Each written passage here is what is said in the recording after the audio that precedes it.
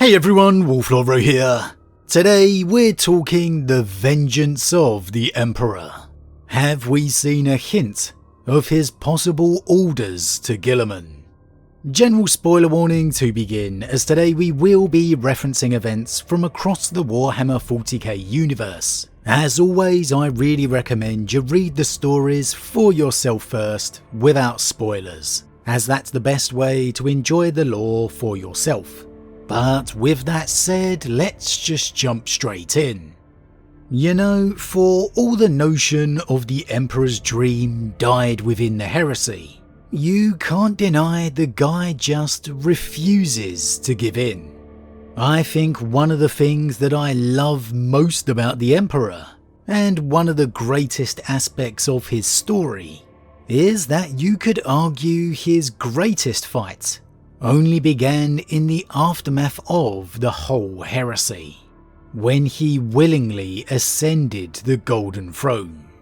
The Emperor didn't do that in some selfish desire to survive.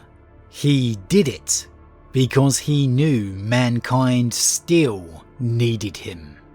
That if he wasn't there to hold the Portal of Terror closed, to push back the forces of chaos, to guide the Astronomicon, humanity would lose anyway. The galaxy would descend to a realm of chaos, a nightmare far beyond old night. And the Emperor did this knowing he would be suffering and struggling eternally. I mean, how can you not respect that? What a sacrifice.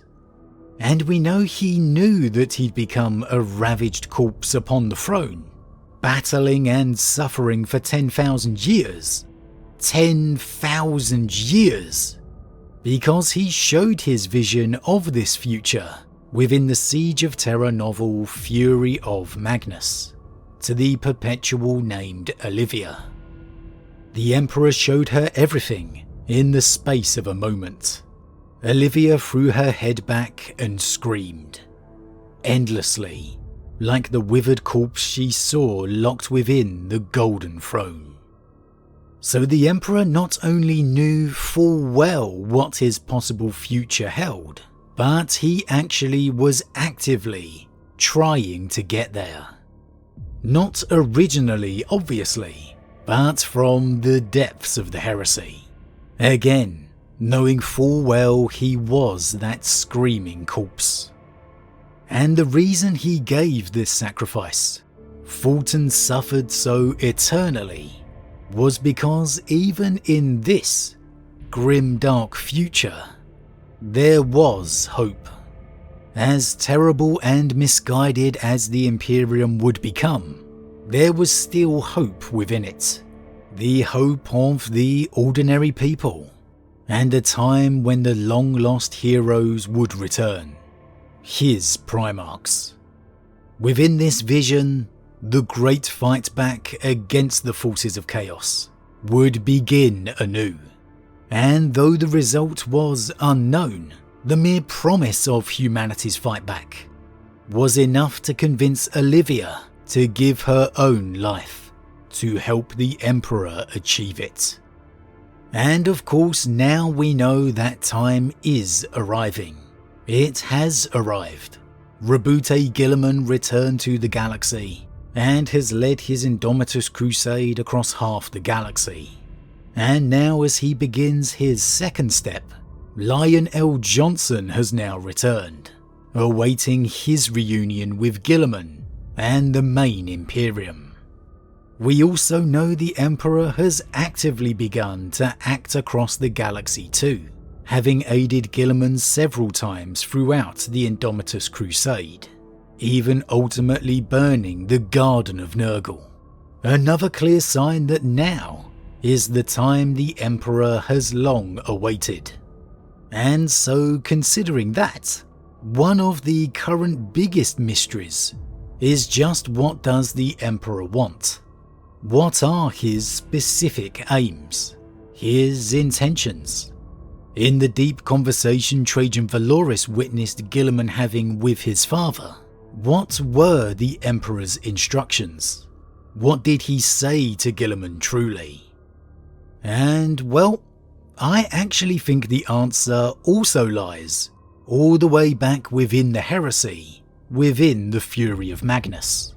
I was re-listening to it over the weekend whilst doing some work in the garden, and there was a particular moment where the Emperor said something that just fit perfectly for 10,000 years later. That echoed what his words to Guilliman may well have been, and to me, most likely were. Magnus's reunion with the Emperor was one of the few Siege of Terra moments I discussed at the time, as Magnus's story has particularly always meant a lot to me.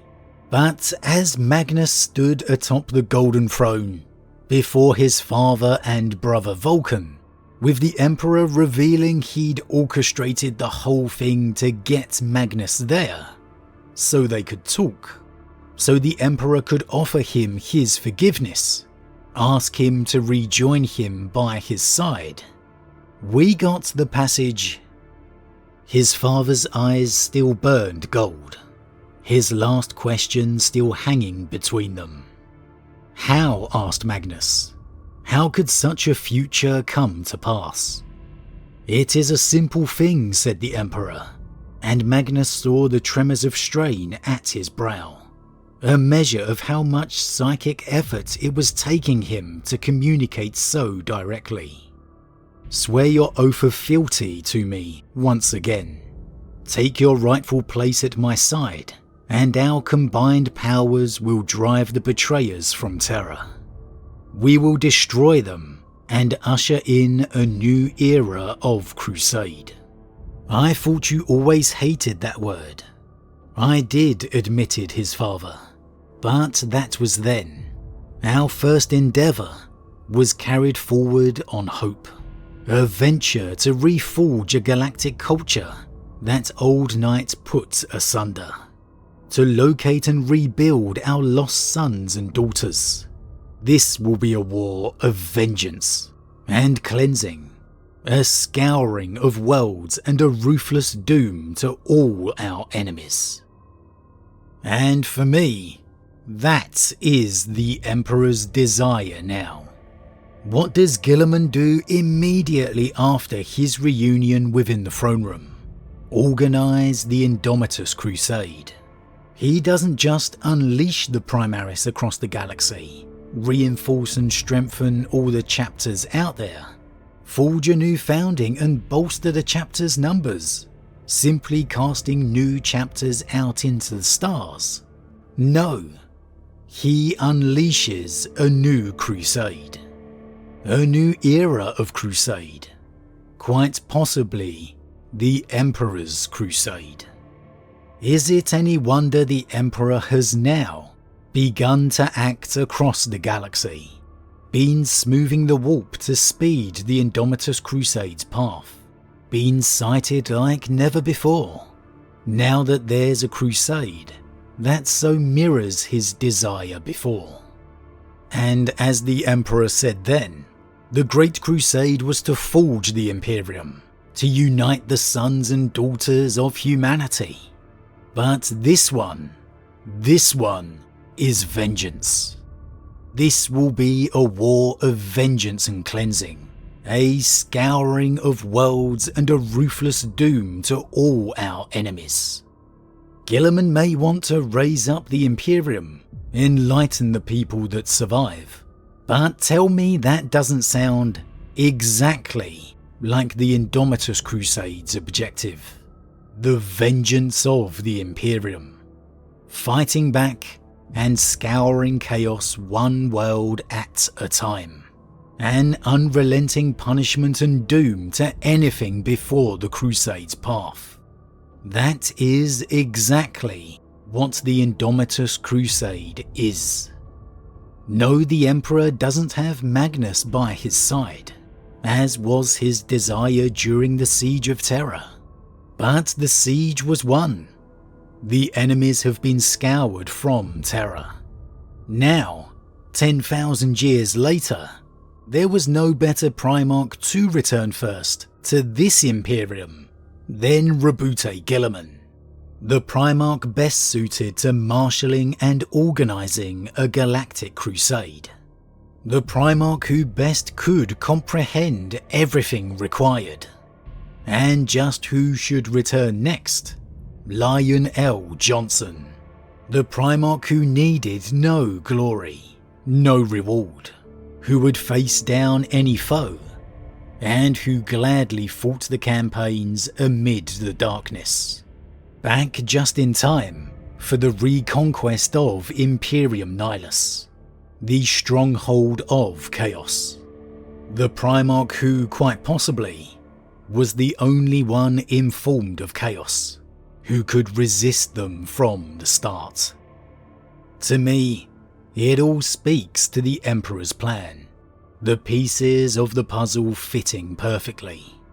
That as then, in the face of chaos's ascendancy, the Emperor had one clear-cut desire.